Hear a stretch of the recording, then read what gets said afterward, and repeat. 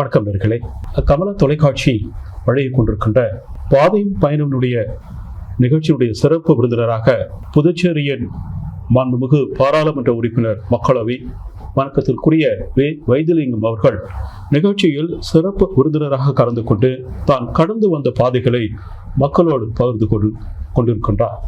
இந்த நிகழ்ச்சியுடைய அடிப்படை சித்தாந்தம் எதுவென்றால், இந்த நிகழ்ச்சியை பார்ப்பதன் வாயிலாக நம்ம நேயர்கள் தனது வாழ்க்கையில் எப்படி நடந்து கொள்ள வேண்டும், அது பொது வாழ்க்கையாக இருக்கட்டும், தனி வாழ்க்கையாக இருக்கட்டும், அந்த மனிதனை பார்த்து அவருடைய கருத்துக்களால் கவரப்பட்டு நாம நம்ம வாழ்க்கையை எப்படி மேம்படுத்திக் கொள்ள வேண்டும் என்பதற்காகத்தான்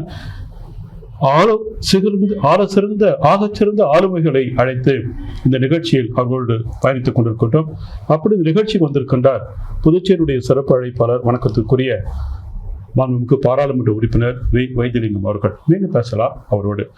ஐயா, ஏற்குரிய உங்களுடைய 1985-90 புதுச்சேரி முதலமைச்சராக பொறுப்பேற்றீங்க. பல கருத்துக்களை நேயர்களோடு நீங்க பகிர்ந்து கொண்டீங்க. அப்ப 2வது முறையாக நீங்க முதலமைச்சராக பொறுப்பேற்றீங்க, சபாநாயகராகவும் நீங்க பொறுப்பேற்றீங்க.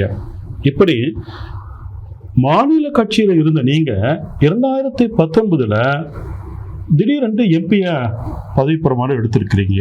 எதனால இந்த ஒரு மாற்றம் வந்ததுங்க? அதாவது இப்போ பார்க்கும்பொழுது 2014 வரை நம்முடைய இந்திய தேசிய காங்கிரஸுடைய ஆட்சி மத்தியில் இருந்தது. அந்த ஆட்சி இருக்கின்ற நேரத்திலே பொதுவையிலே காங்கிரஸ் ஆட்சியானது இருந்தது என்று சொல்லலாம். 2011 அந்த மாற்றம் ஏற்பட்டு இங்கே இருக்கக்கூடிய ரங்கசாமி அவருடைய தலைமையில் ஒரு ஆட்சி மாற்றம் ஏற்பட்டது என்று சொல்ல வேண்டும். 2016 தேர்தலை சந்திக்கின்ற நேரத்தில் திராவிட முன்னேற்ற கழகத்தோடு இணைந்து அந்த தேர்தலை சந்திக்கின்ற நேரத்திலே பொதுவிலே காங்கிரஸ் ஆட்சியானது உருவாக்கப்பட்டது என்று சொல்லலாம். அதுவரை மத்தியிலே இருக்கக்கூடிய அரசியல் என்பது ஒரு 2-3 தலைவர்கள் மட்டுமே இருந்தார்கள் என்று சொல்லலாம். குறிப்பாக மதிப்பிற்குரிய சண்முகம் அவர்கள் இருந்தார்கள். அதற்கு அடுத்ததாக மதிப்பிற்குரிய ஃபாரூக் அவர்கள் இருந்தார்கள். அவரை போல மதிப்பிற்குரிய நாராயணசாமி அவர்களும் மத்தியிலே நாடாளுமன்ற உறுப்பினராகவும் அமைச்சராகவும் இருந்தார்கள் என்று சொல்லலாம். அந்த நேரத்தில் மதிப்பிற்குரிய நாராயணசாமி அவர்கள் பொதுவையினுடைய முதலமைச்சராக பொறுப்பேற்க வேண்டிய நிலை ஏற்பட்டது. அந்த நிலைப்பாட்டிலே புதிதாக ஒரு நபரை நாடாளுமன்றத்திற்கு அனுப்ப வேண்டிய நிலைப்பாடு ஏற்பட்டது என்று சொல்லலாம். அந்த இடத்திலே வைத்து பார்க்கின்ற நேரத்தில் புதுவை சார்ந்த அனைத்து மக்களுக்கும் தெரிந்த ஒரு முகம் தேவை, அனைவருக்கும் தெரிந்த முகம், அறிமுகமான முகம் தேவை என்ற ஒரு காரணத்திற்காக என்னை தேர்வு செய்தார்கள் என்று சொல்ல வேண்டும். அது மட்டுமல்ல, அந்த சபாநாயகர் என்ற இடத்தில் இருக்கின்ற நேரத்திலே குறிப்பாக அந்த 3 சட்டமன்ற உறுப்பினர்களை நியமனம் செய்கின்ற நேரத்திலே என்னுடைய நிலைப்பாடு மக்களிடத்திலே அதிக ஈர்ப்பினை தந்தது என்று சொல்லலாம். குறிப்பாக ஒரு சாதாரண ஒரு சட்டமன்ற உறுப்பினராக நிற்கக்கூடியவர் தன்னுடைய வருமானத்தையும் அவருடைய கணக்குகளையும் சமர்ப்பிக்க வேண்டும் என்று சட்டம் கூறுகின்றது. வழக்குகள் இருக்கக்கூடாது என்று சட்டம் கூறுகின்றது. ஆனால் நியமன உறுப்பினர்களுக்கு எந்த விதமான ஒரு நிலைப்பாடும் இல்லாமல் அவர்கள் மீது வழக்குகள் இருந்தாலும், அவர்கள் மீது அரசாங்கத்தின் மீது குற்றச்சாட்டுக்கள் இருந்தாலும் அவர்களை நியமனம் செய்ய முடியும் என்ற நிலைப்பாட்டை அன்றைய தினம் இருந்த மத்திய அரசாங்கம் எடுத்தது. அதைத்தான் நான் அந்த நேரத்திலே கேள்வியை எழுப்பினேன். அந்த கேள்வி மக்களிடத்திலே முழுமையான ஒரு நிலைப்பாட்டை கொண்டு வந்தது என்று சொல்ல வேண்டும். அதன் காரணமாக மக்களுடைய முழுமையான நம்பிக்கையை நான் பெற்றேன் என்று சொல்ல வேண்டும். குறிப்பாக புதுவை மாநில மக்களுக்காக நிச்சயமாக இவரால் குரல் எழுப்ப முடியும் என்று சொல்லக்கூடிய நம்பிக்கை மக்களிடத்திலே வந்தது என்று சொல்ல வேண்டும். அது மட்டுமல்ல, மத்தியிலே இருக்கக்கூடிய தலைவர்கள், குறிப்பாக ராகுல் காந்தி அவர்கள், தமிழகத்திலே இருக்கக்கூடிய இன்றைய தினம் முதலமைச்சராக இருக்கக்கூடிய ஸ்டாலின் அவர்கள், இந்த 2 பேருடைய முயற்சியும் அன்றைய தினம் ஒரு பெரிய வெற்றியை தந்தது என்று சொல்லலாம். புதுவையிலே யாருக்கும் கிடைக்காத ஒரு பெரிய வெற்றி என்று சொல்லலாம். இது தனிநபர் வெற்றி என்று சொல்ல முடியாது, ஏதோ எனக்காக கிடைத்த வெற்றி என்று சொல்ல முடியாது. இது தலைமைக்கு கிடைத்த வெற்றி, கொள்கைக்கு கிடைத்த வெற்றி, போராட்டத்திற்கு கிடைத்த வெற்றி என்று சொல்ல வேண்டும். இந்த 3 வெற்றியும் தான் இன்றைய தினம் அந்த பெரிய வெற்றியை தந்தது என்று சொல்ல வேண்டும். அதற்காகத்தான் என்னை தேர்வு செய்து அங்கு அனுப்பினார்கள் என்று நான் நினைத்து கொண்டேன். மகிழ்ச்சிங்க. இப்போ இவ்வளவு காலம் உங்கள் தந்தையார் புதுவினுடைய முதலமைச்சராக இருந்திருக்கிறாங்க. உங்களுடைய தாத்தா நெட்டப்பாக்கம் பஞ்சாயத்தில் மேயராக இருந்திருக்கிறாங்க. இப்போ நீங்கள் பொதுப்பணித்துறை அமைச்சராக இருந்திருக்கிறீங்க, முதலமைச்சராக 2 முறை இருந்திருக்கிறீங்க, சபாநாயகராக இருந்திருக்கிறீங்க. இப்போ இவ்வளோ உங்களுடைய பணிகளை புதுச்சேரி மக்களுக்கு நீங்கள் செய்து கொண்டிருக்கிறீங்களா? இவை எல்லாவற்றையும் விட்டுவிட்டு திடீரென்று நீங்கள் நாடாளுமன்ற உறுப்பினராக பொறுப்பேற்ற பொழுது அந்த ஏக்கம் எல்லாம் இருக்குங்களா உங்களுக்கு? இது ஏக்கம் ஒன்றும் கிடையாது. இது ஒரு இன்னும் அதிகமாக தெரிந்து கொள்ள வேண்டும் என்ற ஒரு ஆர்வம் என்று சொல்லலாம். அதிகமான ஒரு நம்முடைய பணிகளை தொடர வேண்டும் என்பது. 2வது, இளைய சமுதாயத்திற்கும் இடம் தர வேண்டும் என்று ஒரு முயற்சி என்று சொல்லலாம். எப்பொழுதுமே நாமே இருக்க வேண்டும் என்பதை நினைப்பதை விட, நமக்கு முன்னால் இருந்த தலைவர்கள், ஃபாரூக் இருந்தார்கள், அவர்கள் என்னை கொண்டு வந்தார்கள், சண்முகம் இருந்தார்கள், அவர்கள் கொண்டு வந்தார்கள். இப்படி நாம் இருக்கின்ற நேரத்திலேயே அடுத்த தலைமுறையை உருவாக்குவதற்கு உண்டான ஒரு முயற்சியை எடுத்துக்கொள்வதிலே ஒரு நல்ல விடைகள் கிடைக்கும் என்பதுதான் உண்மை. அதற்காகத்தான் இந்த முயற்சியை எடுத்துக்கொண்டோம். அது மட்டுமல்ல, அன்றைய தினம் இருக்கக்கூடிய அரசியல் சூழ்நிலை நிச்சயமாக டெல்லிக்கு செல்ல வேண்டும் என்று சொல்லக்கூடிய நிலைப்பாடு, இந்த 2ம் தான் கலந்தது என்று சொல்ல வேண்டும். மகிழ்ச்சிங்க. இப்போ நீங்கள் 2024 பாராளுமன்ற தேர்தலில் மீண்டும் பாராளுமன்ற உறுப்பினராக மக்களவை தேர்வு செய்யப்பட்டிருக்கிறீங்க. இப்போ இந்த தேர்தலை பொறுத்தவரை, நடத்த முடிந்திருக்க தேர்தலை பொறுத்தவரை, நீங்கள் பிஜேபியை எதிர்த்து பெரிய ஒரு வெற்றியை பெற்றிருக்கிறீங்க. அது தேசிய அளவில் பேசப்பட்ட ஒரு வரலாற்று குறிப்பு என்று கூட நம்ம பதிவு செய்ய முடியும். அப்போ அந்த வெற்றி எப்படி நீங்கள் பார்க்குறீங்க? நீங்கள் இது குறிப்பாக சொல்ல வேண்டும் என்று சொன்னால், மறுபடியும் மக்களுடைய விடையைத்தான் நாம் சொல்ல வேண்டும். குறிப்பாக தமிழகத்தினுடைய வெற்றிக்கும் புதுவையில் இருக்கக்கூடிய வெற்றிக்கும் ஒரு சிறு மாறுபட்ட நிலைப்பாடு என்று சொல்லலாம். தமிழகத்திலே ஆளக்கூடிய ஆட்சியானது திராவிட முன்னேற்ற கழகத்தினுடைய ஆட்சி. அங்கே இருக்கக்கூடிய தலைவர்கள் மற்றெல்லாம் திராவிட முன்னேற்ற கழகத்தை சார்ந்தவர்கள், ஆளுங்கட்சியாக இருக்கக்கூடியவர்கள். ஆனால் புதுவையிலே இங்கே இருக்கக்கூடிய ஆட்சியானது பிஜேபியினுடைய ஆட்சி. ரங்கசாமி அவர்கள் பெயரளவிலே இருந்தாலும் கூட இங்கு முழுமையான ஒரு பிஜேபியினுடைய அரசாங்கம்தான் செயல்பட்டது என்று சொல்ல வேண்டும். அதிகார பலம், ஆட்சி பலம், இனத்தாருடைய பலம், வசதியை வைத்து பலம் என்று சொல்லக்கூடிய பல்வேறு பலத்தை வைத்திருந்தாலும் கூட என்னுடைய நம்பிக்கை முழுமையாக இருந்தது மக்கள் மீது இருக்கக்கூடிய நம்பிக்கை என்பது தான். இதுவரை நாம் எந்த விதமான ஒரு தவறையும் செய்யாமல் வந்திருக்கின்றோம். நம்முடைய கொள்கையை நாம் எந்த இடத்திலையும் விட்டு கொடுத்தது கிடையாது. இதுதான் உண்மை. அது எவ்வளவு கடினமான காலமாக இருந்தாலும் சரி, அதற்காக நாங்கள் மாறுபட்டது கிடையாது. நீங்கள் கூறியது போல இந்த 45 காலங்களிலே பல்வேறு மாற்றங்கள், தலைமையிலே மாற்றம், கட்சி தலைமையிலே மாற்றம், அதே போல் இங்கே இருக்கக்கூடிய மாநில கட்சிகளுடைய அமைப்புகள், மாநில கட்சிகளில் இருக்கக்கூடிய சிறப்புகள் என்று சொல்லக்கூடிய அந்த வாய்ப்புகள் எல்லாம் இருந்தாலும் கூட அதில் மாறுபடாமல் இருப்பது தான் ஒரு சரியான நிலைப்பாடு என்று சொல்லலாம். நீங்கள்லாம் பார்த்து கொண்டு இருக்கலாம், ஒவ்வொரு சில தலைவர்கள் எல்லாம் கொஞ்சம் நீண்ட காலம் இருக்கக்கூடிய வாய்ப்புகள் இருப்பதை போல தோன்றும். ஆனால் அவர்கள் தன்னுடைய நிலையை அடிக்கடி மாற்றிக்கொண்டே இருப்பார்கள். ஒரு இடத்துல இருந்து இன்னொரு இடத்திற்கு செல்வது, அங்கிருந்து அடுத்த இடத்துக்கு செல்வது, இப்படி தன்னுடைய நிலைப்பாட்டை மாற்றிக்கொண்டே இருக்கக்கூடிய தலைவர்கள் இருக்கக்கூடிய காலம் என்று சொல்லலாம். அந்த காலத்தில் இருந்து இப்பொழுது ஒரு மாறுபட்ட ஒரு மக்களுடைய சிந்தனை, யார் நிலையாக இருப்பார்கள், யார் கொள்கையிலே நிலைவாக இருப்பார்கள், அவர்களால் தன்னுடைய விடைகளை தர முடியுமா என்று சொல்லக்கூடிய நிலைப்பாடு என்று சொல்லலாம். நீங்களாம் நல்லா யோசனை பண்ணி பார்த்துருக்கலாம். புதுச்சேரி என்று சொன்னாலே ஒரு நிலையற்ற ஆட்சி. பண்டைய காலங்களிலே பாண்டிச்சேரி மாதிரி ஒரு அரசியலை பார்க்க முடியாது. காலையில் ஒன்று இருப்பாங்க, சாயந்தரம் ஒன்று இருப்பாங்கன்னு சொல்லுவாங்க. ஆனால் அந்த ஒரு நிலைப்பாடு இன்றைய தினம் மாறி ஓரளவுக்கு கொள்கை ரீதியாக நிற்க வேண்டும் என்பதற்காக வந்திருக்கக்கூடிய காட்சியை பார்த்து கொண்டிருக்கின்றோம். அந்த காட்சி இன்றைய தினம் நிலையாக இருக்கின்றது என்று சொல்லலாம். இப்பொழுது கூட நீங்கள் பார்க்கலாம், காலையிலே ஒரு கட்சியில் இருக்கின்றார்கள், மாலையிலே ஒரு கட்சியில் இருக்கின்றார்கள், மறுபடியும் பதவி கிடைக்கவில்லை என்று சொன்னால் வேறு கட்சிக்கு மாறுகின்றார்கள், புதிய கட்சியில் இடம் கிடைக்குமா என்று ஓடுகின்றார்கள். இப்படிப்பட்ட ஒரு நிலைப்பாட்டை பார்க்க முடிகின்றது.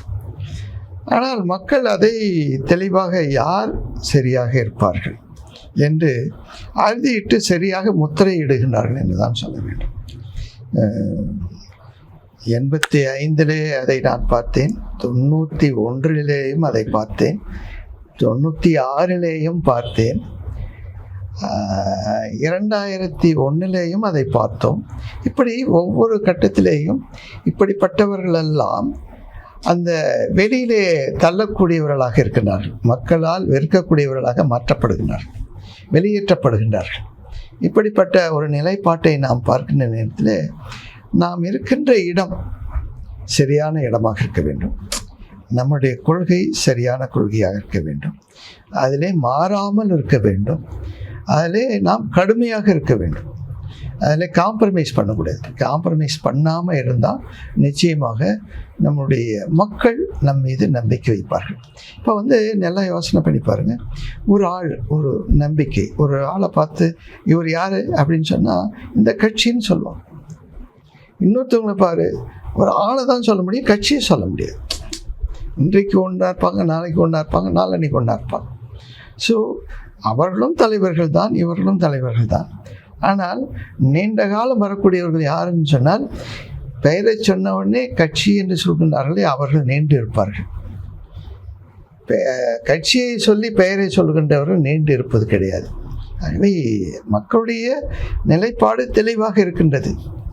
அவர்கள் யார் சரியானவர்கள் என்று அறுதியிட்டு குறியிட்டு தருகின்றார்கள். அதை செம்மைப்படுத்துவது தான் நம்முடைய பணியாக இருக்கும். மகிழ்ச்சி. ரொம்ப ஆழமான கருத்துக்களை நீங்கள் நேர்களோடு பகிர்ந்திருக்கிறீங்க, வெளிப்படவும் நீங்கள் பேசியிருக்கிறீங்க. மிக மகிழ்ச்சி.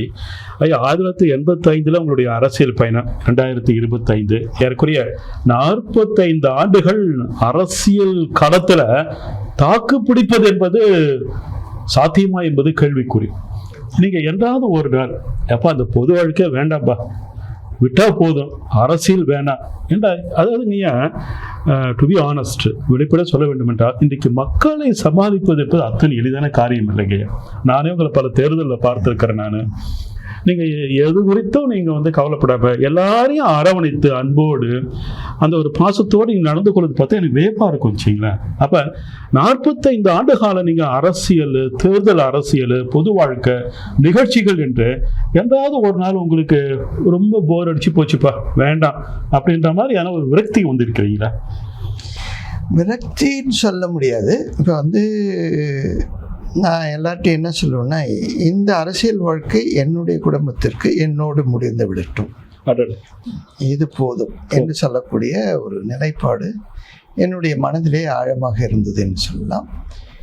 என்னுடைய மகனிடத்திலே கூட நான் கூறுகின்ற நேரத்தில், உனக்கு இது தேவையில்லை, நீ வெளிநாட்டுக்கு சென்று நீ அங்கு உன்னுடைய வாழ்க்கையை நடத்திக்கொள் என்று சொல்லக்கூடிய ஒரு நிலைப்பாட்டை எடுத்து அவரை வெளிநாட்டிற்கே அனுப்பிவிட்டேன்.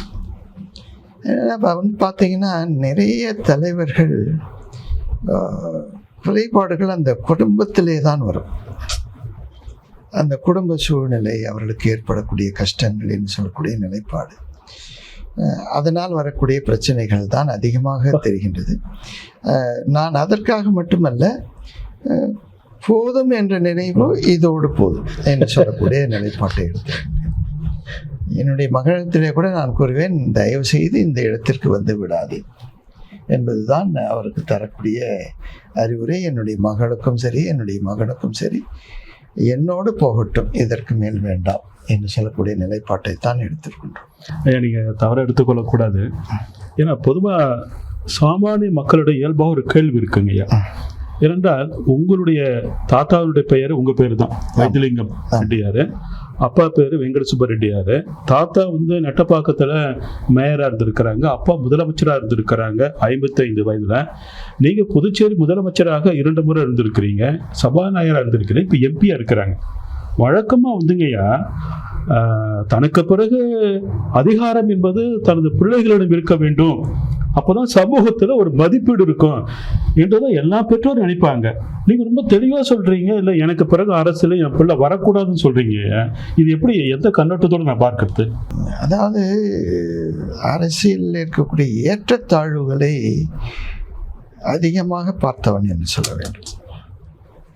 அதாவது என்னுடைய அரசியல் நுழைவே என்று பார்த்தால் எதிர்க்கட்சியாக இருக்கக்கூடிய நேரத்திலே தான் நான் அந்த பணிகளுக்கு வரக்கூடிய வாய்ப்புகள் கிடைத்தது என்று சொல்ல வேண்டும். அதிலே நம்மோடு சேர்ந்து பயணித்தவர்கள், பயனடைந்தவர்கள் என்று சொல்வதை விட பாதிக்கப்பட்டவர்கள் அதிகமாக இருக்கின்றார்கள். குடும்பத்திலேயும் சரி அல்லது வெளியிலேயும் சரி விதமான ஒரு பாதிப்பு என்று சொல்லக்கூடிய நிலைப்பாடு தெரிகின்றது நமக்கு. நம்மால் ஒன்றும் அவர்களுக்கு உதவி செய்ய முடியவில்லை, அவர்களுக்கு எந்த விதமான பலனையும் செய்ய முடியவில்லை என்று கூறுகின்ற நேரத்திலே நமக்கு ஒரு மன அழுத்தத்தை தருகின்றது.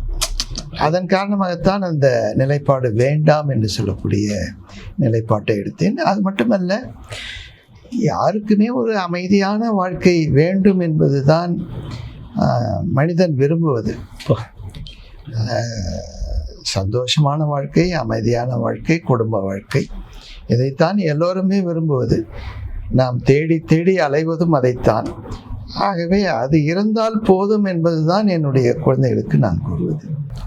என்ன பதிலுங்க! உண்மையிலே இந்த வரிகளை கேட்கும்போது எனக்குள்ள ஒரு பெரிய ஒரு ரசாயன மாற்றம் வருது. ஏனென்றால் நீங்கள் பல பேர் நம்ம பார்க்குறோம் இல்லைங்களா, போயிட்டீங்க ஒரு சமூகத்தை எதிர்கொள்ள பயப்படுறாங்க. என்ன கேட்டிங்கன்னா, இந்த சமூகம் வந்து நான் பதவியில் இருக்கிறேன், என்னை மதிக்கிறாங்க, 4 பேர் வந்து என்னை பார்க்குறாங்க, எனக்கு பிறகு என் பிள்ளைகளை மதிக்க வேண்டும் என்றது எல்லாரும் நினைப்பாங்க. இன்றைக்கு தமிழகமாகட்டும், இந்தியாவாகட்டும், உலக அளவில் கூட பெரிய பொறுப்பில் இருக்கிறவங்க, அதிகாரத்தில் இருப்பவங்க, தனக்கு பிறகு தன்னுடைய பிள்ளைகளை, பேர பிள்ளைகள் வர வேண்டியதான் ஆசைப்படுறாங்க. இப்போ சிங்கப்பூர் அதிபராக இருக்கிறாங்கன்னா லீ குவானுடைய குடும்பத்தினர் தான் இன்றைக்கு சிங்கப்பூர் அதிபராக இருக்கிறாங்க. இப்போ ஆனால் ஐயா நீங்கள் வந்து வேண்டாம், குடும்ப வாழ்க்கை முக்கியம். இப்போ வள்ளுவர் பெருந்தகை இயல்புடையான் என்பவன் இல்வாழ்க்கை பற்றி சொல்லுகின்ற பொழுது வள்ளுவர் இயல்புடையான் என்பவன் தனக்கும் தன் சம்சாரத்துக்கும் குழந்தைகளுக்கும் கடமையை முழுமையாக செய்து விட்டான் என்றால் அதான் இல்வாழ்க்கைக்கான அடிப்படை ஆரம் என்று சொல்லுகின்றார். இவங்க அழகாக சொல்றாங்க, பொது வாழ்க்கையில் இருந்துட்டேங்க போதும், என் பிள்ளைகளும் மனம் மகிழ்ச்சியா பாதுகாப்பாக இருந்த போது என்ற எண்ணம் இருக்கு பாருங்க. அது அற்புதமான ஒரு சிந்தனைங்க. ரொம்ப மகிழ்ச்சியா இருக்கீங்க நீங்க சொல்லும் பொழுது. ஏன்னா பல ஆண்டுகள் நீங்க அதிகாரத்தில் இருந்திருக்கிறீங்க, சமூகத்தை பற்றி உங்களுக்கு தெரியும் உங்களுக்கு, ஆனாலும் அமைதியான ஒரு வாழ்க்கை வாழ்ந்தால் போது நினைக்கிறீங்க பாருங்க. அது வந்து அவ்வளோ ஒரு பெரிய அற்புதமான பதிலாக இருக்குங்க. இப்போ அடுத்து வந்துங்க, இப்போ வந்து உங்களுடைய அம்மா அப்பா, உங்களுடைய அரசியல் பணிகள், தேர்தல் வெற்றிகள், பல செய்திகளை ஒரு பாராளுமன்ற உறுப்பினராக இந்த புதுச்சேரி மக்களுக்கு நீங்கள் செய்திருக்கின்ற செயல்பாடுகள் என்று பல செய்திகளை பகிர்ந்திருக்கிறீங்க. அடுத்து பொதுவாக ஒரு கேள்விங்கய்யா, இப்போ உங்களுடைய வயதை ஒத்த தலைவர்கள் தான் இன்றைக்கு ஆட்சி அதிகாரத்தில் இருக்கிறாங்க. இப்போ நீங்கள் 1950 பிறந்திருக்கிறீங்க. புதுச்சேரியுடைய முதலமைச்சராக இருக்கிறவங்க பார்த்தீங்கன்னா அவங்களும் அதே காலகட்டத்தில் பிறந்திருக்கிறாங்க. முன்னாள் முதலமைச்சர், முன்னாள் மத்திய அமைச்சர் நாராயணசாமி அவர்கள் 1948 பிறந்திருக்காங்க நினைக்கிறேன், நான் 46 நினைக்கிறேன் நான். அப்போ எல்லாமே சக காலத்து தலைவர்கள் தான். கண்ணன் இருந்திருக்கிறாங்க. இவங்க நீங்கள் சிறு வயசுல இவங்களாம் பார்த்துருக்கீங்களே. நீங்கள் இப்போ 30 வயசுல அரசியல் வாழ்க்கை வரும்பொழுது இன்றைக்கு யாரெல்லாம் வந்து ஆக சிறந்த பொறுப்புல இருக்கிறாங்களோ அவங்கள நீங்க 50 ஆண்டுகளுக்கு முன்னால பார்த்திருப்பீங்க இல்லைங்களா? இல்லை, நான் வந்து என்னுடைய பள்ளி வாழ்க்கை, சிறு வயது வாழ்க்கையெல்லாம் வந்து தமிழகத்தில் கடலூரில் தான் நடந்தது, புதுவையில் இல்லை. அதனால் வந்து இவங்க கூட பழகிறதுக்கு உண்டான வாய்ப்புகள் நமக்கு இல்லை. ஏன்னா பள்ளி கல்வி என்பது புதுவையில் நமக்கு என்னென்னா எல்லாமே வீட்டிலேருந்து படிக்கக்கூடியவங்க தான், ஒரு ஹாஸ்டல் அக்காமடேஷன் கிடையாது.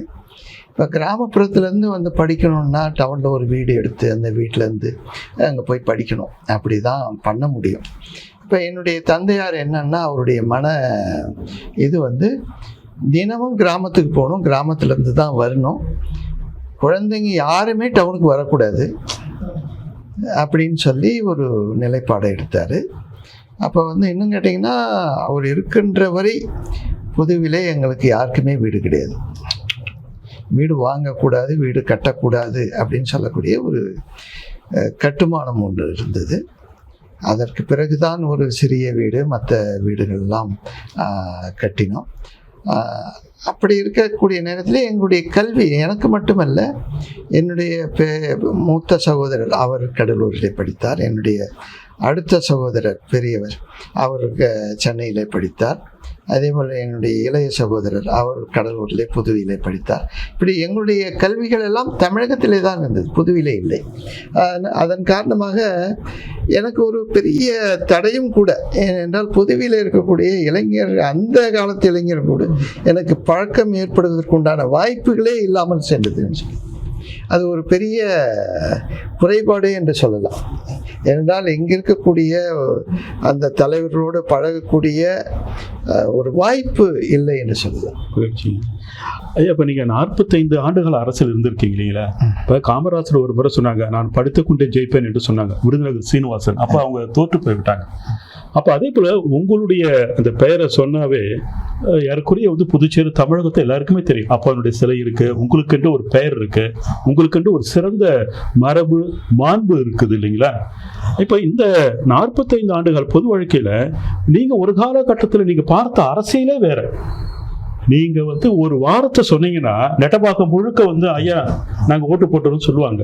ஆனால் நீங்க நெட்டப்பாக்கம் தொகுதியை விட்டுட்டு அதுக்கப்புறம் வந்து காமராஜ் நகர் தொகுதி வந்து அதுக்கப்புறம் யதார்த்த வாழ்க்கையில இன்னைக்கு அரசியலை எதிர்கொள்வது என்பது அத்தனை எளிதான விஷயம் அல்ல.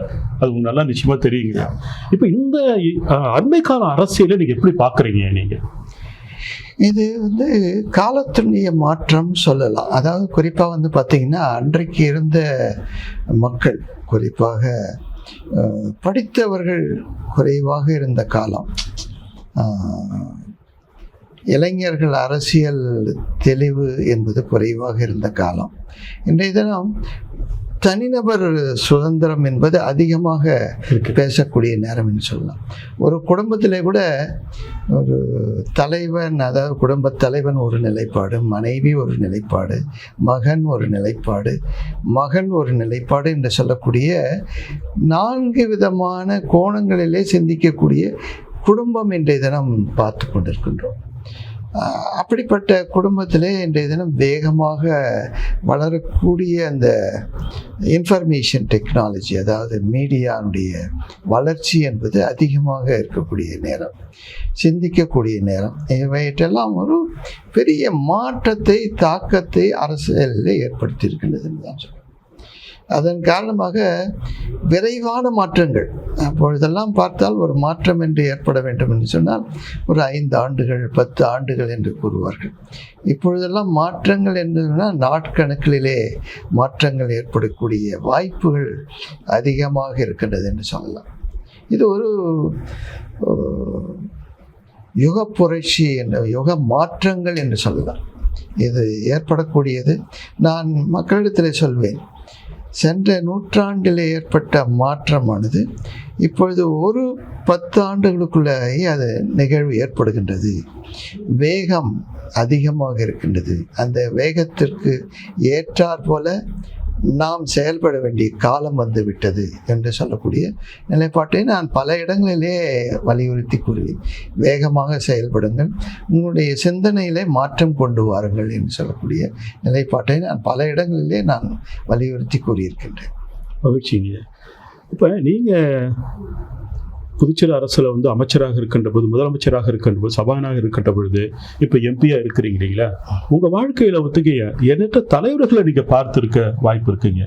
அதே போல நீங்க பார்த்து வியக்கக்கூடிய தலைவர்கள் யாரா இருக்காங்களா? எனக்கு வந்து என்னை ஈர்த்தது என்று சொன்னால் அன்னை இந்திரா காந்தி அவர்களைத்தான் சொல்ல வேண்டும். என்னை ஈர்த்த தலைவர்களிலே அவர்தான் சிறந்த தலைவர் என்று சொல்ல வேண்டும். குறிப்பாக எமர்ஜென்சிக்கு பிறகு அன்னை அவர்கள் அந்த காங்கிரஸ் இரண்டாக உடைந்து, மறுபடியும் இரண்டாக உடைந்து அவர்கள் தனிமைப்படுத்துகின்ற காலம் என்று சொல்லலாம். 77 இருந்து 80 வரை. அந்த நேரத்தில் காங்கிரஸ் ஆனது, புதுவையில் இருக்கக்கூடிய காங்கிரஸ் ஆனது, அந்த காங்கிரஸ் இந்திரா காங்கிரஸ் இருக்கும்போது காங்கிரஸில் தங்கினவர்கள். அப்பொழுது என்னுடைய தந்தையும் அந்த காங்கிரஸில் தங்கியிருந்தார்கள் என்று சொல்லலாம். அப்பொழுது நான் என்னுடைய தந்தை இடத்துல கூட நான் கூறுவேன், நீங்கள் வந்து தயவு செய்து இந்த அம்மையாருடைய காங்கிரஸுக்கு வந்து விடுங்கள், மக்கள் அந்த பக்கம் ஈர்ப்பு அதிகமாக இருக்கின்றது, அது மட்டுமல்ல அவருடைய தன்மைகள் சிறப்பாக இருக்கின்றது. ஆகவே இன்றைக்கு இல்லை என்றாலும் கூட வருகின்ற காலங்களில் நிச்சயமாக அவர்கள் வருவார்கள். ஆகவே நீங்கள் அந்த மாற்றத்திற்கு வாருங்கள் என்று சொல்லக்கூடிய அளவிலே அவர்களிடத்திலே நான் அழுத்தத்தை கொடுத்த காலமும் இருந்தது என்று சொல்லலாம். சிறிய வயது இருந்தாலும் கூட அங்கே இருக்கக்கூடிய தலைவர்களை எல்லாம் சந்தித்து நீங்கள் எடுக்கக்கூடிய முடிவினை மாற்றுங்கள் என்று சொல்லக்கூடிய அழுத்தத்தை தந்த காலம் என்று சொல்லலாம். ஏனென்றால் அவர்கள் எடுக்கக்கூடிய ஒரு தெளிவான முடிவு, இந்திரா காந்தி அவர்கள் எடுக்கக்கூடிய தெளிவான முடிவு என்பது சிறப்பான ஒரு தலைமைக்கு எடுத்துக்காட்டு என்று சொல்லலாம். இன்றைக்கு கூட மோடி அவர்கள் யாரை எடுத்துக்காட்டாக கூறுகின்றார்கள் என்று சொன்னால், அன்னை இந்திரா காந்தி அவருடைய ஆளுமையைத்தான் எடுத்துக்காட்டுகின்றார்கள். அது அவர்களால் கூட அதை ஏற்றுக்கொள்ளக்கூடிய அளவிற்கு அந்த ஆளுமை இருக்கின்றது என்பது தான் உண்மை. அதனால் அவர்கள் மீது எனக்கு பெரிய தாக்கம் இருக்கின்றது என்று சொல்லலாம். மகிழ்ச்சிங்க. இப்போ 2026 சட்டமன்ற தேர்தல் நடைபெற இருக்குங்க. புதுச்சேரி தமிழகத்துக்கும் ஏற்குரிய கட்சிகள் சார்ந்தவர்கள் அவங்க தங்களுடைய பணிகளை வந்து இப்போ ரொம்ப முடுக்கி விட்டுருக்காங்க. இப்போ நீங்கள் ஒரு காங்கிரஸ் கட்சி தலைவராக பார்த்தீங்கன்னா, ஏற்கனவே நீங்கள் ஒரு நாடாளுமன்ற உறுப்பினராக இருக்கிறீங்க, காங்கிரஸ் தலைவராகவும் நீங்கள் இருக்கிறீங்க, கூடுதல் பொறுப்பு இருக்குது, மன அழுத்தம் ஒருக்கான வாய்ப்புகள் இருக்குது. இந்த 2026 தேர்தல் பற்றி உங்களுடைய கருத்துக்கள் என்னங்க? 2026 மக்கள் ஒரு தெளிவான முடிவை எடுக்க இருக்கின்றார்கள் என்பதுதான் உண்மை. குறிப்பாக சொல்ல வேண்டும் என்று சொன்னால், 2021 மக்கள் என்ன எதிர்பார்த்தார்கள் என்று சொன்னால், மத்தியில் இருக்கக்கூடிய அரசாங்கம் மாநில அரசாங்கம் ஒன்றாக இருந்தால் அரசு செயல்பாடுகள் நன்றாக இருக்கும். இதுதான் மக்கள் எதிர்பார்த்த நிலைப்பாடு என்று சொல்லலாம். ஆனால் அந்த நிலைப்பாட்டிலே துளியும் உண்மை இல்லை என்பதை மக்கள் இன்றைய தினம் முழுமையாக புரிந்து கொண்டார்கள். போட்டி பொறாமை அதிகமாக இருக்கக்கூடிய ஒரு ஆட்சியாக இன்றைய தினம் பார்த்து கொண்டிருக்கின்றோம். எந்த விதமான மக்களுக்கு நன்மையும் செய்யாத ஒரு அரசாங்கத்தை பார்த்து கொண்டிருக்கின்றார்கள். ஆகவே மக்கள் மத்தியிலே ஒரு தெளிவான மாற்றத்தை என்னால் பார்க்க முடிகின்றது. அவர்கள் ஒரு மாற்றம் வேண்டும், நல்ல ஆட்சி வேண்டும் என்று நிலைப்பாட்டில் இருக்கின்றார்கள். அதை நிச்சயமாக இந்தியா கூட்டணியானது எங்களுடைய தலைமையிலே நிச்சயமாக அதற்கு நல்ல விடை தரும் என்று இந்த நேரத்தில் கூற விரும்புகின்றேன். மகிழ்ச்சி. இப்போ புதுச்சேரி பொறுத்தவரை காங்கிரஸ் கட்சியினுடைய செல்வாக்கு எப்படி இருக்குங்க? மக்கள் மத்தியில் எப்படி இருக்குங்க? போயிட்டு இன்றைய தினம் நான் சந்திக்கின்ற இடத்திலே கூறுவதெல்லாம் மக்கள் இடத்திலே, அடுத்தது நீங்கள் தான் வரப்போகின்றீர்கள், நல்ல ஆட்சியை தாருங்கள் என்று பொதுமக்களே சொல்லக்கூடிய வார்த்தைகளை எங்களால் அதிகமாக கேட்க முடிகின்றது. பொதுவாக அரசியல் தலைவர்கள் சென்று எங்களுக்கு வாக்களியுங்கள் என்று சொல்லக்கூடிய நிலையிலே இருந்து இன்றைய தினம் மக்களே நாங்கள் தயாராக இருக்கின்றோம், நீங்கள் தயாரா என்று கேள்வி கேட்பது போல இன்றைய தினம் பார்த்து கொண்டிருக்கின்றோம். நிச்சயமாக நல்ல ஆட்சியை தருவதற்கு நாங்கள் தயாராக இருக்கின்றோம் என்று மக்கள் நன்றாக உணர்ந்திருக்கின்றார்கள். ஆகவே மாற்றம் என்பது தடுக்க முடியாத ஒன்று என்று சொல்ல வேண்டும். மகிழ்ச்சிங்க. இப்போ நீங்கள் வந்து ஒரு பாராளுமன்ற உறுப்பினராக இருக்கிறீங்க. இப்போ 2026 பொறுத்தவரைங்க உங்களை போன்ற ஒரு ஆளுமைகள் மாநில தேர்தல் அரசியலுக்கு தேவைப்படுறாங்க. இப்போ வாய்ப்பு கிடைச்சதுன்னா நீங்கள் மீண்டும் வந்து மாநில எலெக்ஷனுக்கு வரதுக்கான வாய்ப்புகள் என்ன இருக்குங்களா?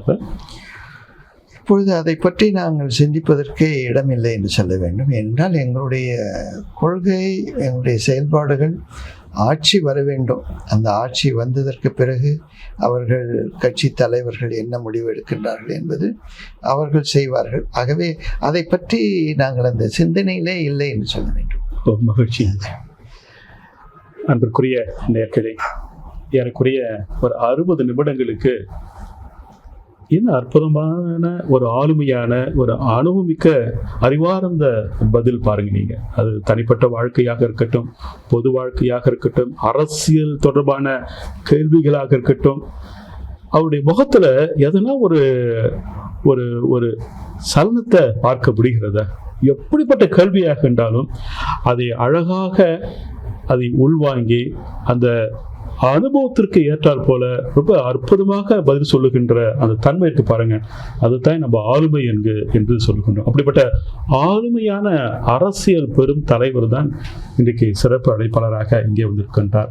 அற்புதமான பல கருத்துக்களை நம்ம நேயர்களோடு பகிர்ந்திருக்கின்றார். ஐயா, நிறைவாக இன்றைக்கு வாழ்க்கையில உங்க வாழ்க்கையில நீங்க பல ஏற்றத்தாழ்வுகளை நீங்க பார்த்திருப்பீங்க. அதன் அடிப்படையில இன்றைக்கு இருக்கின்ற இளைஞர்களுடைய மனோபாவம் முற்றிலுமாக மாறிவிட்டதை நம்ம பார்க்கிறோங்க. இப்போ நீங்கள் சொன்னீங்க, நாங்கள் எங்கள் அப்பாவோட பேசுகின்ற பொழுது நேருக்கு நேர் நின்று பேச மாட்டோம், நாங்கள் கொஞ்சம் மறைவாய் நின்று தான் பேசுவோம், எங்கள் அன்பு முழுக்க வந்து அம்மாவிடம் தான் என்று சொன்னீங்க. அது சொன்னீங்க, அப்பாவிடம் எங்களுக்கு பக்தியும் பயமும் இருந்தது என்று சொன்னீங்க. அது தேவைதாங்க அது போயிட்டு.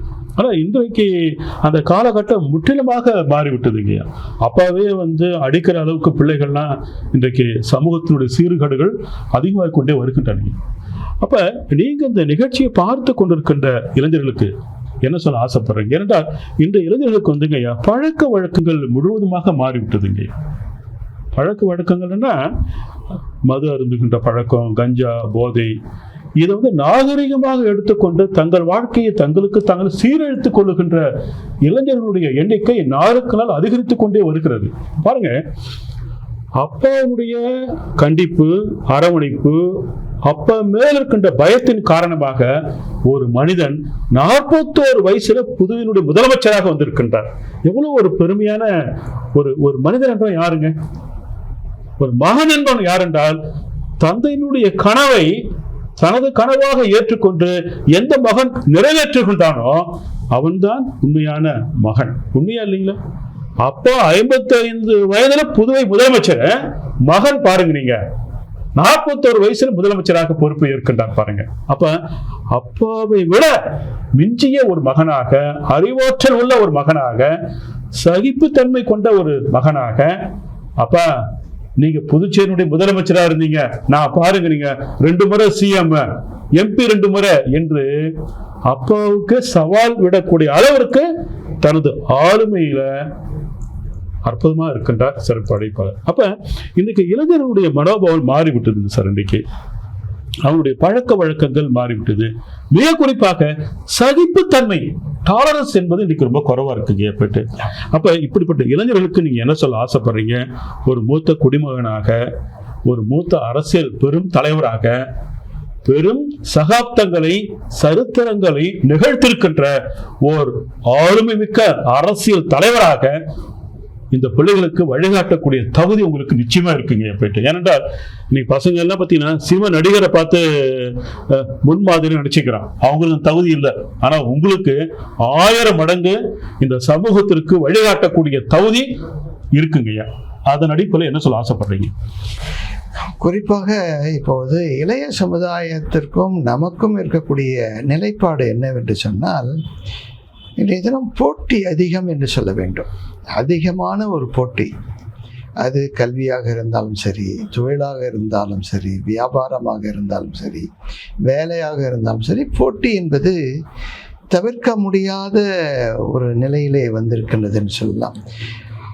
அதை எதிர்கொள்வது என்பது மிக மன அழுத்தத்தை தரக்கூடியதாக இருக்கின்றதுன்னு சொல்லலாம். குறிப்பாக வந்து பார்த்திங்கன்னா குழந்தைகிட்டலாம் என்ன சொல்வது, நான் ரொம்ப ஸ்ட்ரெஸ்ஸாக இருக்கேன், என்னை ரொம்ப தொல்லை பண்ணாதீங்க அப்படின்னு சொல்லக்கூடிய குழந்தைகளை நாம் வந்து ஒவ்வொரு குடும்பத்துலேயும் பார்க்குறோம். ஏன்னா இந்த சின்ன வயசில் உனக்கு ஸ்ட்ரெஸ், நீ வந்து பார்த்தா தானே தெரியும், உனக்கு என்ன தெரியும் அப்படின்ற மாதிரி நம்மக்கிட்ட பேசக்கூடிய குழந்தைகளை தான் நம்ம அதிகமாக பார்க்கணும். அது காரணம் என்னன்னா, காம்படிஷன் வேர்ல்டு. இன்றைக்கி வந்து வேர்ல்டே வந்து வேகமான ஒரு ஓட்டத்தில் இருக்குதுன்னு சொல்லலாம். அந்த ஓட்டத்தை சமாளிக்கக்கூடிய அளவிற்கு அவர்களுக்கு மன வலிமையை தர வேண்டிய கட்டாயம் இந்த சமுதாயத்துக்கு இருக்குது. கட்டாயன்றதை விட அவனுக்கு ஒரு நம்பிக்கை ஊட்டக்கூடியதாக இருக்கணும். நம்பிக்கை தான் அவனுக்கு வந்து நிச்சயமாக நீ வெற்றி பெறுவாய் என்று சொல்லக்கூடிய அந்த மன வலிமை அவர்களுக்கு இருக்க வேண்டும். இப்போ வந்து நான் பல்வேறு குழந்தைங்களுக்கு வந்து பரிசுகள் தருகின்ற நேரத்தில் எல்லோரும் என்ன சொல்லுவாங்க, முதல் பரிசு வாங்கினவங்களுக்கு தான் அதிகமாக முக்கியத்துவம் கொடுக்கணும் அப்படின்னு. நான் என்ன சொல்கிறேன்னா, இந்த எட்ஜில், அதாவது பாஸ் ஆர் ஃபெயில் அப்படின்ற மாதிரி அந்த ஓரத்தில் இருப்பாங்க, ஜஸ்ட் பாஸ். அப்போ அவங்க என்ன நினைப்பாங்கன்னா, நம்மளுடைய உலகம் ரொம்ப குறுகி விட்டது, எந்த இடத்துக்குமே நம்மளால் போக முடியாது, நம்ம மார்க் அதுக்கு கிடைக்கல அப்படின்ற மாதிரி ஒரு மன அழுத்தம் அவங்கக்கிட்ட இருக்கும். அதே மாதிரி நல்ல மார்க் வாங்கினவங்களுக்கு என்ன வருவாங்கன்னா, நாம் இந்த கோர்ஸ் எடுத்து போனால் நல்லா போக முடியுமா, இது போனால் நல்லா இருக்குமா அப்படின்னு சொல்லக்கூடிய அவங்க அந்த தேடுதல் வேட்டை. இந்த 2 பேருக்குமே ஒரு தேடுதல் வேட்டை. அந்த வேட்டையில் அவங்க எப்படி வெற்றி பெற முடியும் அப்படின்றது ஒரு மன அழுத்தம் இருக்குது. இப்போ நான் சொல்ல விரும்புகிறதெல்லாம், தயவு செய்து தோல்வியாக நினைக்காதீங்க, வாய்ப்பை வந்து பயன்படுத்துங்க. அதாவது பொதுவாகவே ஒரு கதவை நோக்கி, ஒரு இடத்தை நோக்கி நாம் செல்கின்றோம் என்று சொன்னால், அந்த கதவை மூடிட்ட உடனே அந்த இளைஞனுக்கோ அல்ல அந்த குழந்தைக்கோ தன்னுடைய வாய்ப்பு மறுக்கப்பட்டதுன்னு உடனே மன அழுத்தம் ஏற்படுகின்றது. ஆனால் நீங்கள் நல்லா யோசனை பண்ணி பாருங்கள், இந்த பக்கம் அந்த பக்கம் திரும்பி பார்த்தா நிறைய கதவுகள் திறந்திருக்கும். அந்த திறந்த கதவுகளை பார்க்கறதுக்கு உண்டான மனப்பக்குவம் அவங்கக்கிட்ட இல்லை. அவங்க வந்து வெற்றி வாய்ப்புகள் எல்லா பக்கத்திலேயும் இருக்கின்றதுன்னு சொல்லலாம். அதனால் நாம் வந்து முயற்சியை விடவே கூடாது. இப்போ டயர்ட் ஆகக்கூடாது. அதாவது ஒரு தோல்வியை நினச்சிட்டு அந்த தோல்வியை பற்றியே நினச்சிக்கினே இருந்தால் கஷ்டமாக இருக்கும். அதை விட அடுத்த வேலையை அடுத்த நிமிஷம் அதை மறந்துட்டு அடுத்ததை எடுத்துட்டு அந்த வேலையை தான் பார்க்கணும். இதையே நினச்சிட்டு இருக்கிறதுனால ஒரு பயனே கிடையாது. நானே வந்து பல நேரங்களில் தோல்வி அடையும் போது என்கிட்ட வந்து ரொம்ப பரிதாபப்படுற மாதிரி பேசுவாங்க. அதை என்ன சொல்லணும், நீங்கள் அதை பற்றி பேசாதீங்க, நடக்க போகிறத பேசுங்க, நாளைக்கு நடக்கிறத பேசுங்க. அற்புதமானது. இதை பேசி ஒன்றும் பிரயோஜனம் இல்லை, ஏன் இதை போய் பேசுறீங்க அப்படின்னு மறுத்து பேசும். அப்போ வந்து நம்மளுடைய மன வலிமை தான் அதை வந்து அடுத்தது என்ன நம்ம போய்கிட்டே இருக்கணும். அதுதான் நான் இளைஞர்களுக்கு சொல்லக்கூடிய வாய்ப்பு. இப்போ வந்து நான் தேர்தல் சம்மந்தமே சொல்கிறேனே, அப்ரஹாம் லிங்கன் வந்து கவுன்சிலர் எலெக்ஷனில் இருந்து எம்பி எலெக்ஷன் வரை இருந்து நின்று எல்லாத்துலேயும் தோற்றவர் தான் அவர். ஆனால் கடைசியாக எங்கே போய் ஜெயிக்கிறாருன்னா ஜனாதிபதியில் போய் ஜெயிக்கிறார். அப்போ அவருடைய இடம் எங்கே இருக்குது, ஜனாதிபதி தான் அவருடைய டார்கெட். அப்போ இந்த தோல்வி வந்து அவரை வந்து பலவீனப்படுத்தலை, அவரை கொண்டாந்து நிறுத்துது. அவர் ஒரு கவுன்சிலர் நின்று ஜெயிச்சிருந்தாருன்னா அவர் அதோட நின்றுட்டுருப்பார். இல்லை ஒரு எம்பிஆர் நின்று ஜெயிச்சிருந்தா அதோட நின்றுட்டுருப்பார். அவருடைய வியூ அதுக்கு மேலே போயிருக்காரு. அதனால் உங்களுடைய இடம் சிகரத்தை கூட இருக்கலாம், உயரமான சிகரத்தில் இருக்கலாம், பெரிய வெற்றியாக இருக்கலாம். அந்த வெற்றியினுடைய நோக்கத்தை, இடத்தை நோக்கி பயணிப்பது தான் சரியாக இருக்கும். அதை நான் இப்போ இளைஞர்கள் என்ன சொல்லுவாங்க, இந்த தோல்வியை நான் மறக்கிறதுக்கு நான் இதை எடுத்துக்கிறேன், அதை நீ எதையும் மறக்க முடியாது, மன்னிக்கவும் முடியாது. என்ன காரணம், அந்த தோல்வி வலி இருந்து கொண்டே தான் இருக்கும். அது என்ன உள்ளே போச்சுன்னா 5 நிமிஷம் மறக்கும், 10 நிமிஷம் அதை விட அதிகமாக இருக்கும். அதனால் இந்த தோல்வியை மறக்கிறதுக்கோசரம் இந்த பானத்தை எடுத்துக்கிறேன், இந்த மதுவை எடுத்துக்கிறேன், இந்த போதையை போட்டுக்கிறேன் அப்படின்றதெல்லாம் ஒரு தேவையில்லாத ஒரு நம்முடைய உடலை மனதை கெடுத்து கொண்டிருக்கக்கூடிய நிகழ்வுகள் என்று சொல்லலாம். அதைவிட வலிமையாக அதை சந்திப்பதே சரி என்று சொல்ல வேண்டும். ஆகவே தோல்வியை தைரியமாக சந்தியுங்கள், வெற்றியை நிச்சயமாக வெற்றி பெற முடியும் என்று கூறி விடைபெறுகின்றேன். நன்றி. அன்புக்குரிய நேயர்களே, உள்ளூர் தலைவரில் ஆரம்பித்தாங்க. யார்? நம்ம ஐயா. உள்ளூர் தலைவரில் ஆரம்பித்து உலகத் தலைவர் ஆபிரகாம் லிங்கன்ல போய் முடிச்சிட்டாங்க பாருங்க. ரொம்ப வியப்பாக இருக்குங்க. அதாவது ஆபிரகாம் லிங்கன் அமெரிக்கானுடைய தலைவராக பிரசிடெண்ட்டாக இருந்தாங்க, ஜனாதிபதியாக இருந்தாங்க. அவங்க அப்பா யார் தெரியுங்களா? செருப்பு தைக்கின்ற தொழிலாளி. யாரு? ஆபிரகாமுடைய அப்பா. ஆபிரகாம் லிங்கன் அவர்கள் பாராளுமன்றத்தில் பேசும்போது அவரை அசிங்கப்படுத்துவதற்காக ஒரு உறுப்பினர் என்ன பண்றாரு, தான் கால் இந்த ஷூ எடுத்து காட்டி, ஆபிரகாம் லிங்கன் அவர்களே பிரசிடென்ட், இது என்ன தெரியுமா செருப்பு, உங்க அப்பா தைத்தது என்று சொல்லுகின்றார். யாருன்னா கோவம் வருமா வராதுங்களாங்க. செக்யூரிட்டி ஒரு பார்த்தாலும் பிடிச்சி வாங்கி விட்டுருவாங்க. ஆபிரகாம் லிங்கன் சொல்றாரு, எங்க அப்பா ஒரு செருப்பு தைக்கின்ற தொழிலாளி என்பதை சுட்டி காட்டுறீங்க, ஒன்றும் பிரச்சனை இல்லை, அந்த ஷூ பீந்து போய் இருந்ததுன்னா கொடுங்க, நான் அதை தைத்து தருகின்றேன் என்று சொல்லுகின்றார். ஆனால் அப்படிப்பட்ட ஆபிரகாம் லிங்கனை எங்கோ பிறந்து உலக தலைவராக தனது செயல்பாட்டால எண்ணங்களால நீக்ரோ மக்களுக்கு உதவி செய்து உலகமே பார்த்து வேக்கின்ற அந்த தலைவர் குறித்து இந்த ஒரு தலைவர் பேசுறாரு பாருங்க. மிக அற்புதமான ஒரு மாமனிதர் நமக்கு எடுத்திருக்காங்க. ஐயா, ஒரு சின்ன பணிவான வேண்டுகோள், உங்களுடைய வாழ்க்கை வரலாறு நீங்க எழுதி வச்சிருந்தீங்க ஐயா. நீங்க போயிட்டு இல்லை, ஏனென்றால் இப்ப நீங்க பேசுறீங்க, எழுத்தாப்புல சில முக்கியமான விஐபி பார்த்து கொண்டு இருக்கிறாங்க. அவங்களே சொல்றாங்க, என்னங்க நீங்க இவங்க சொல்றாங்க, முதல்ல நெட்டப்பாக்கம் கிராமத்துக்கு எலக்ட்ரிசிட்டி நான் தான் போட்டேன்றாங்க போயிட்டு. அப்ப வயசு என்ன அவங்களுக்கு? 30 வயசு. யாருன்னு தெரியுமா? தெரியாது. என்ன காரணம் தெரியுமா? இன்னைக்கு இருக்கிற இளைஞர்கள் பார்த்தீங்கன்னா முழுக்க நுகர்ச்சி கலாச்சாரத்தை சிக்கி கொண்டிருக்கு. ஒரு மாயையில இருக்கிறான். நடிகருக்கு பின்னால போறாங்க போயிட்டுங்க. 60 அடி கட் அவுட்ல பாலாபிஷேகம் பண்றான் அப்படின்னா அவனுக்கு நம்ம கூட இருக்கின்ற தலைவர் யாரு, அவங்களுடைய அப்பா யாரு, அவர் இந்த பாண்டிச்சேரிக்கு என்னென்ன வகையான பணிகளை செய்திருக்கிறாங்க, எது குறித்து இன்னைக்கு பிள்ளைகளுக்கு தெரியல. ஐயா, இப்ப இன்னைக்கு நிறைய பிள்ளைகளை பார்க்கிறேங்க ஐயா. மது கஞ்சா ஒரு பக்கம் இருந்தாலுங்க இருந்துங்க, நுகர்ச்சி கலாச்சாரம் நடிகருக்கு பின்னால செல்வதை இன்னைக்கு பல பேர் பார்க்கிறீங்க. நீங்களே பார்ப்பீங்க. நீங்க கார்ல போகும்போது பார்த்திருப்பீங்க. புது திரைப்படம் வந்துட்டு என்ன பண்றா, வீராபிஷேகம் பண்ணா பாலாபிஷேகம் பண்றா. நீங்க உங்க காலத்துல பார்த்தே இருக்க மாட்டீங்க. நீங்க போயிட்டு நீங்க இந்த பிள்ளைங்களுக்கு என்ன சொல்ல ஆசைப்படுறீங்க? அதாவது இவங்களுக்குலாம் ஒரு பொழுதுபோக்கு அப்படின்னு நினைக்கிறாங்க. அது பொழுதுபோக்காக நினைச்சு அதோட மறந்துடணும். ஒரு ரியல் வாழ்க்கைக்கு, உண்மையான வாழ்க்கை என்ன, தனக்கு என்ன, அந்த கடமை என்ன, அந்த கடமையை எப்படி செய்யணும் அப்படின்னு இருந்தால் சிந்திச்சாவே இதுக்கு ஒரு தெளிவான ஒரு விடை கிடைச்சிடும். அவங்களுக்கு அந்த சிந்திக்கிற தன்மையை உருவாக்கி தர வேண்டியது நம்முடைய கடமைன்னு சொல்கிறேன். நன்றிங்க மகிழ்ச்சி. ஐயா, நீங்கள் இவ்வளோ காலம் இருக்குது, உங்களுக்கு வயது இப்போ 74 வயது ஆகிடுதுங்க. அவ்வளோ ஒரு பக்குவப்பட்ட ஒரு மனிதனாக இருக்கிறீங்க. நீங்கள் பேச்சும் பார்த்தீங்கன்னா ரொம்ப நிதானம் பண்ணி ரொம்ப குறைவாக பேசுகிறீங்க. மிக குறிப்பாக கோபமே பட மாட்டேறீங்க. நீங்கள் எப்படி இந்த பண்பு, இந்த தலைமை பண்பு யார் கற்றுக் கொடுத்தது, இல்லை வாழ்வியல் அனுபவமா? இப்போ நம்ம நேர்களுக்கு என்ன சொல்ல ஆசைப்படுறீங்க? அதாவது கோபப்படுறதுனால எந்த விதமான ஒரு பிரயோஜனமும் கிடையாது. அதை விட அதை சிந்திச்சு அதை எப்படி செயல்படுத்துறது அப்படின்றது தான் சொல்லுவாங்க.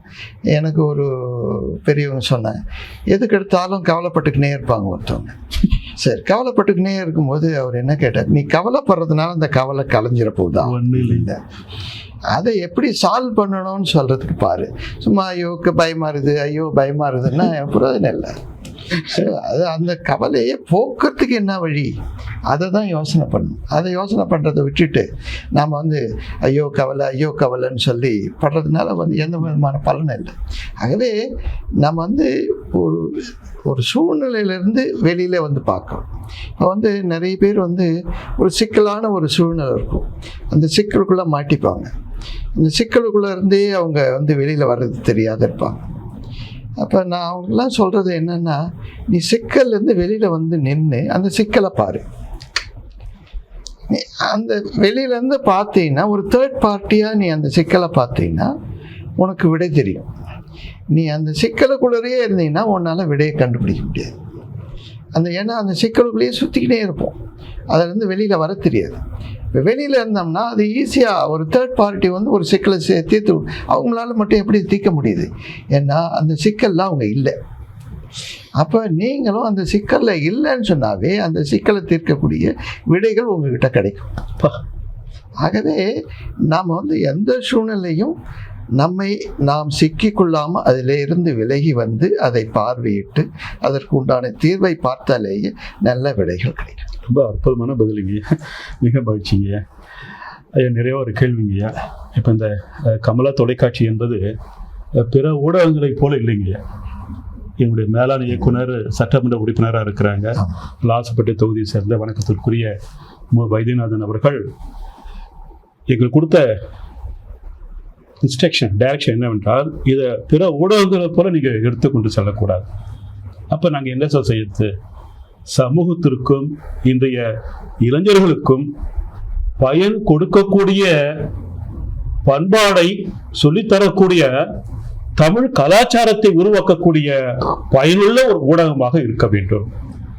அதன் வெளிப்பாடாகத்தான் எண்ணற்ற புதுச்சேரி தமிழகத்தை சேர்ந்த ஆளுமைகளை வரவழைத்து அவங்க வாழ்க்கை தரவுகளை நாங்கள் இப்போ ஆவணப்படுத்துகின்ற முயற்சியில் இருக்கிறோம். நாங்கள் இப்போ ஐயானுடைய பேட்டி இருக்கு இல்லைங்களா, இதை நீங்கள் காணொலி யூடியூப்ல போட்டிங்கன்னா இவங்க பேரப்பிள்ளை, கொள்ளு பேரன், எள்ளு பேரன் எல்லாருக்குமே ஒரு வரலாற்று ஆவணமாக இந்த நிகழ்ச்சி நிச்சயமாக இருக்கும். போயிட்டு ஏனென்றால் 15 ஆண்டுகளுக்கு முன்னால நாங்கள் நிறைய ப்ரோக்ராம் பண்ணி அவங்களுடைய வாழ்க்கை தரவுகளை இன்னைக்கு பதிவு பண்ணியிருக்கிறோம். போயிட்டு அவங்க பேரப்பிள்ளை பார்த்து எனக்கு ஃபோன் பண்ணுறான், சார் எங்கள் தாத்தாவை நீங்கள் பேட்டி எடுத்தீங்களா கமலா டிவியில்? பார்த்தேன் சார், புண்ணியம் சார் உங்களுக்கும். நாங்கள் எனக்கு புண்ணியம் இல்லைப்ப, எங்கள் எம்டிக்கு போய் சொல்லுன்னு சொல்லுவோம். நாங்கள் போயிட்டு அன்பிற்குரிய நேயர்களே, இவங்க 65 நிமிடங்களுக்கு தனது வாழ்க்கை தரவுகளை இங்கே பதிவு பண்ணியிருக்கிறாங்க.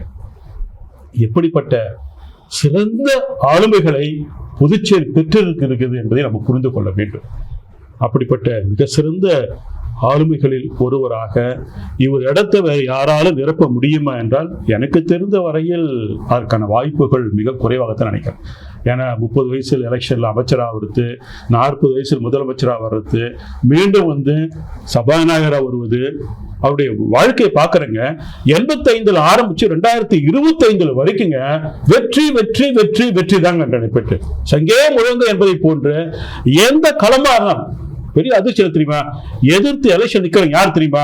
திமுக, பிஎம்கே, பிஎம்சி, அகில இந்திய அண்ணா திமுக, பிஜேபி, எந்த கட்சியாக இருந்தாலும் சரிங்க, எல்லாவற்றையும் தாங்கிக் கொண்டு வெற்றியை தொடர்ந்து பெற்றுக்கொண்டே இருக்கின்றார் என்றால் ஒரு பெரிய வரலாற்று மாமணியாகத்தான் நான் அவரை பார்க்கிறேன். போயிட்டு என்னுடைய அன்பான வேண்டுகோள், ஒரு நிகழ்ச்சி தொகுப்பாளராக உங்க வாழ்க்கை பதிவுகளை தயவு செய்து எழுதி வைத்து விடுங்கள் தான் கேட்கறேன். போயிட்டேன் ஏனென்றால் ரொம்ப வியப்ப, நேற்று இரவெல்லாம் உங்க வாழ்க்கை படிச்சுட்டு ரொம்ப பெருமையாக இருந்தது. எப்படிப்பட்ட ஒரு மாமனிதர் புதுச்சேரி இருக்கிறாரு பாருங்க. புதுச்சேரிக்கு செல்லுகின்ற பொழுதெல்லாம் வேங்கட சுப்ப ரெட்டியார் சிலை இருக்கு இல்லைங்களா, அந்த சிலையை பாருங்க. ஒரு மகனாக கார்ல போகும்போது சிலையை பார்க்கும்போது, அப்பா உன் பிள்ளைப்பா, நான் முதலமைச்சரா இருந்திருக்கேன், எம்பியா இருந்திருக்கிறேன்பா என்ற ஒரு பெருமை இருக்கு பாருங்க. அந்த பெருமை யாருக்குன்னு கிடைக்குமா? அப்ப கடவுளுடைய ஆசீர்வாதத்தை நேராக பெற்ற மாமனிதர் நிகழ்ச்சியுடைய சிறப்பு அழைப்பாளர். ரொம்ப பெருமையா இருக்குங்கய்யா.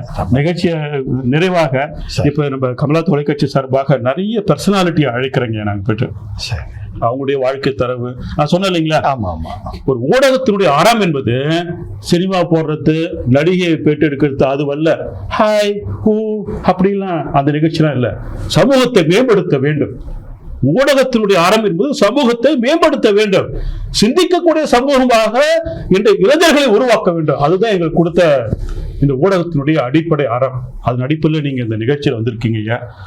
உங்களுடைய வாழ்க்கை தரவுகளை நாங்கள் பதிவு பண்ணியிருக்கிறோம். இந்த நிகழ்ச்சியை பார்த்து கொண்டிருக்கின்ற கமல தொலைக்காட்சி நேயர்களுக்கு ஒரு சிறப்பு அழைப்பாளராக, ஒரு காங்கிரஸ் கட்சி என்ற பேர் இயக்கத்தினுடைய தலைவராக, ஒரு சிறந்த மனிதராக என்ன சொல்ல ஆசைப்படுறீங்க? இந்த நிகழ்ச்சி பற்றி உங்களுடைய கருத்துக்கள். குறிப்பாக கமலா டிவி என்பது ஒரு சிறப்பான நிறுவனம் என்று சொல்ல வேண்டும். அதற்கும் மேலாக அதனுடைய மேலாண் இயக்குனர், இன்றைய தினம் சட்டமன்ற உறுப்பினர், காங்கிரஸ் கட்சியினுடைய சட்டமன்ற தலைவர் வைத்தியநாதன் அவர்கள் ஒரு சிறப்பான ஒரு சமூக காவலர் என்று சொல்லலாம். தன்னுடைய சமூகத்தை சார்ந்த அந்த தொகுதியில் இருக்கக்கூடிய வாக்காளர்களுக்கு தேவையான நன்மைகளை செய்யக்கூடிய ஒரு செயல்பாடு என்று சொல்லலாம். அவருடைய முதலாக அவரை பார்த்து பேசுகின்ற நேரத்தில் என்ன செய்து கொண்டிருக்கின்றார் என்று தெரிந்தவுடனே, நான் டைப்ரைட்டிங் இன்ஸ்டியூட் நடத்துகிறேன், டெய்லரிங் இது பண்ணுறோம், அதில் இலவசமாக அங்கே இருக்கக்கூடிய குழந்தைகளுக்கெல்லாம் பயிற்சிகள் அளித்து அந்த பயிற்சியின் மூலமாக அவருடைய வருமானத்தை உயர்த்தி கொள்ளக்கூடிய அளவிற்கு ஒரு நம்பிக்கையை தருகின்றோம் என்று சொல்லக்கூடிய ஏற்பாட்டை செய்திருக்கிறார்கள். எல்லாத்துக்கும் மேலாக பார்த்திங்கன்னா அவருடைய பலம் அப்படின்னு பார்த்திங்கன்னா ஒரு பெண்களுடைய பலம், மகிழாவுடைய பலம் என்று சொல்லலாம். அந்த மகிழா அப்படின்னு சொன்ன உடனே அவர் பின்னால் நிற்கிறவங்க யாருன்னு பார்த்திங்கன்னா ரமா என்று சொல்லக்கூடிய ஒரு பெண். அந்த பெண்ணானவர் அவருடைய துணைவியார். இவர் என்ன நினைக்கின்றாரோ அதை செயல் வடிவம் தரக்கூடிய ஒரு சிறப்பான ஒரு பெண்மணி என்று சொல்ல வேண்டும். அதிலே தன்னுடைய முழுமையான ஆக்கத்தை தந்து கொண்டிருக்கக்கூடிய நிலைப்பாட்டிலே அவர்கள் இருக்கின்றார்கள். அது மட்டுமல்ல, இன்றைய தினம் அவரிடத்திலே நாங்கள் காங்கிரஸ் கட்சியின் சார்பாக ஒரு பெரிய பொறுப்பினை தந்திருக்கின்றோம். காங்கிரஸ் கட்சியினுடைய சட்டமன்ற தலைவராக அவர்களை நியமனம் செய்து ஏறக்குறைய 5 ஆண்டுகள் நிறைவு செய்யக்கூடிய அளவிற்கு இன்றைய தினம் வந்திருக்கின்றது. அவர்கள் அகில இந்திய அளவிலே எல்லா தலைவர்களிடத்திலேயும் பழகக்கூடிய ஒரு நல்ல வாய்ப்பினை பெற்றிருக்கின்றார்கள். அதன் மூலமாக நல்ல அனுபவத்தை பெறக்கூடிய வாய்ப்பு அவருக்கு கிடைத்திருக்கின்றதுன்னு சொல்லலாம். இன்றைய தினம் ஒரு சிறந்த ஒரு எதிர்கால ஒரு தலைவராக தன்னை வடிவமைத்து கொண்டிருக்கின்றார்கள் என்பதுதான் உண்மை. எதிர்காலத்திலே பொதுவைக்கு வேண்டிய அனைத்து நன்மைகளையும் செய்யக்கூடிய ஒரு நல்ல நண்பராக இன்றைய தினம் பார்த்து கொண்டிருக்கின்றோம். அந்த நண்பர் நடத்தக்கூடிய அந்த கமலா தொலைக்காட்சியினுடைய நிறுவனம் இன்னும் மேலும் தங்களுடைய பணியை செய்து கொண்டிருக்கின்றார்கள். எனக்கு முன்பாக பேசிய நண்பர் அவர்கள் கூறுகின்றதைப் போல அது மற்ற தொலைக்காட்சிகளைப் போல வெறும் பொழுதுபோக்கு நிகழ்ச்சிகள் மட்டுமல்ல, இந்த சமுதாயத்திற்கு வேண்டிய, அதுவும் குறிப்பாக இளைஞர்களுக்கு வேண்டிய நற்பண்புகள் என்ன தேவை, அவருடைய வளர்ச்சிக்கு என்ன தேவை, அவர்கள் எந்த பாதையில் சென்றால் நன்றாக இருக்கும் என்ற அறிவுரைகள் தரக்கூடிய ஒரு நிகழ்ச்சிகளை எல்லாம் தொகுத்து தரக்கூடிய ஒரு நிறுவனமாக இன்றைய தினம் இருக்கின்றதுன்னு சொல்லலாம். அது மட்டுமல்ல, தவறுகள், அரசாங்கத்தினுடைய தவறுகள் எங்கு இருந்தாலும் அதை ஒரு பயமில்லாமல் சுட்டி காட்டக்கூடிய ஒரு நிறுவனமாக இன்றைய தினம் கமலா நிறுவனம் இருக்கின்றது என்று நான் பார்த்து கொண்டிருக்கின்றேன். அவருடைய இந்த செயல்பாடுகள் நிச்சயமாக எதிர்காலத்துக்கு நன்மையை தரும், பொதுமக்களுக்கு நன்மையை தரும் என்று கூறி விடைபெறுகின்றேன். நன்றி.